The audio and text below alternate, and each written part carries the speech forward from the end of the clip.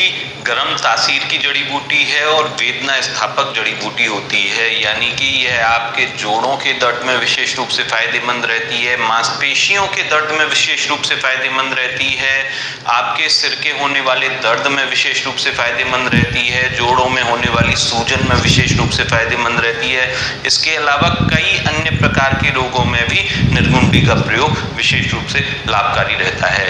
तो आज के इस वीडियो में हम निर्गुंडी के बारे में चर्चा करेंगे। हम जानेंगे कि निर्गुंडी के क्या क्या फायदे हैं, किन किन रोगों में उपयोगी है, किस प्रकार से इसका प्रयोग कर सकते हैं, किन लोगों को इसके प्रयोग से नुकसान हो सकता है या ज्यादा मात्रा में प्रयोग करने से क्या क्या नुकसान आपको हो सकते हैं। तो निर्गुंडी के विषय में पूरी जानकारी के लिए वीडियो अंत तक देखिए। तो चलिए दोस्तों, तो मेरे चैनल को सब्सक्राइब जरूर कर लेना दोस्तों। शुरू करते हैं। नमस्कार दोस्तों, में लघुता लाने वाली, शरीर में रूखापन लाने वाली जड़ी बूटी होती है। यह चरपरी होती है स्वाद में और कड़वी होती है। गर्म तासीर की जड़ी बूटी है और वात और कफ दोष का शमन करती है। वात और कफ दोषजन्य व्याधियों में इसी कारण से इसका प्रयोग विशेष रूप से किया जाता है। आयुर्वेद में निर्गुंडी को वेदना स्थापक बताया गया है, यानी शरीर में जहां भी दर्द होता है, दर्द की शिकायत में यह विशेष रूप से फायदेमंद रहती है। चाहे आपके शरीर में जोड़ों का दर्द रहता हो या शियाटिका का पेन रहता हो, ग्रद्धसी की शिकायत हो या कमर में दर्द की शिकायत रहती हो, हर प्रकार के जोड़ों के दर्द में, शरीर में होने वाले दर्द में यह विशेष रूप से लाभकारी रहती है। इसके अलावा जिन लोगों को सिर में दर्द होने की शिकायत रहती है, सिर भारी भारी रहता है, उनके लिए भी निर्गुंडी विशेष रूप से उपयोगी है। यह मेद्य औषधि है, यानी आपकी स्मरण शक्ति को बढ़ाने वाली, आपकी याददाश्त को बढ़ाने वाली जड़ी बूटी होती है और इसी कारण से इसका प्रयोग मस्तिष्क में होने वाली दुर्बलता में भी किया जाता है। जिन लोगों को याद किया हुआ बार बार भूल जाते हैं और याददाश्त कमजोर होती जा रही हो, उन लोगों के लिए भी निर्गुंडी विशेष रूप से फायदेमंद रहती है।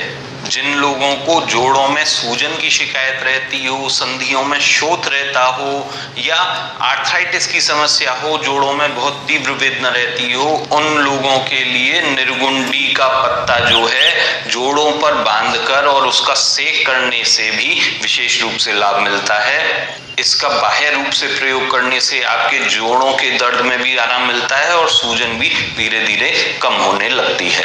इसके अलावा निर्गुंडी जो है वह दीपन है, आपकी भूख को बढ़ाने वाली है, आपकी जठराग्नि को बढ़ाने वाली है, आम का पाचन करने वाली होती है, आपके लिवर की क्रियाशीलता को बढ़ाने वाली होती है, लिवर को उत्तेजित कर देती है और लिवर की क्रियाशीलता को बढ़ा देती है।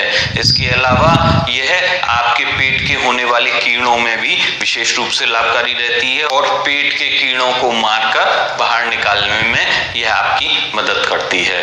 इसके अलावा यह कफग्न होने से आपके लंग्स की डिजीज में भी विशेष रूप से फायदेमंद रहती है। जिन लोगों को फेफड़ों में अंदर सूजन आ जाती हो, ब्रोंकाइटिस की समस्या रहती हो, उन लोगों के लिए निर्गुंडी विशेष रूप से फायदेमंद रहती है। इसके अलावा इसका प्रयोग चर्म रोगों में यानी स्किन डिजीज में भी विशेष रूप से लाभकारी रहता है। इसका प्रयोग आप ज्वर में भी कर सकते हैं, विशेष रूप से विषम ज्वर जो होता है यानी मलेरियल फीवर में इसका प्रयोग विशेष रूप से लाभकारी रहता है।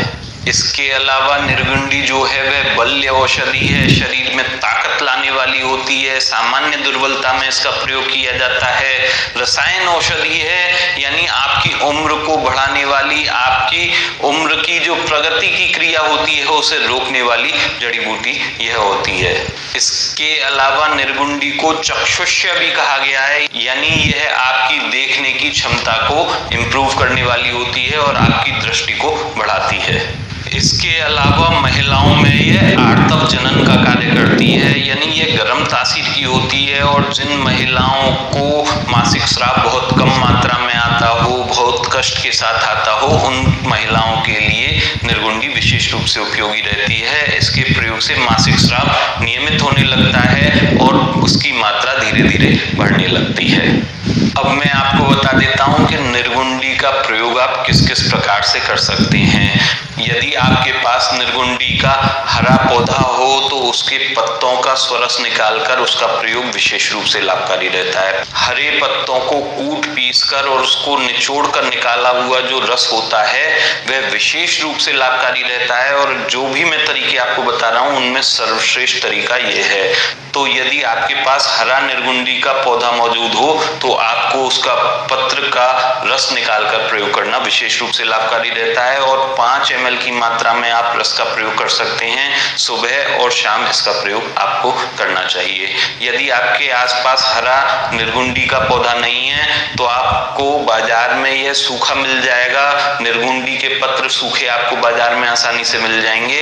उनका आप काढ़ा बनाकर प्रयोग कर सकते हैं। 5 से 10 ग्राम निर्गुंडी के पत्र लेकर और उनको भिगोकर उनका काढ़ा बनाकर आप तैयार कर सकते हैं और उसका सुबह और शाम प्रयोग कर सकते हैं। इसके अलावा उन पत्रों का चूर्ण बनाकर भी आप प्रयोग कर सकते हैं और उसका आप 5 ग्राम की मात्रा में प्रयोग कर सकते हैं चूर्ण का प्रयोग, और सुबह और शाम कर सकते हैं, ताजे पानी के साथ कर सकते हैं। इसके अलावा निर्गुंडी के बीज का भी प्रयोग किया जाता है, और निर्गुंडी के बीज को आप चूर्ण बनाकर प्रयोग कर सकते हैं और सुबह शाम प्रयोग कर सकते हैं और ताजे पानी के साथ प्रयोग कर सकते हैं। इन सभी प्रकारों से निर्गुंडी का प्रयोग किया जाता है, और सबसे बेस्ट जो तरीका है वह ताजे पत्र के स्वरस को निकालकर इसका सबसे बेस्ट तरीका रहता है, और नहीं तो आप काढ़े के रूप में प्रयोग करेंगे तो वह भी आपके लिए ज्यादा अच्छा रहेगा। अब मैं आपको बता देता हूँ कि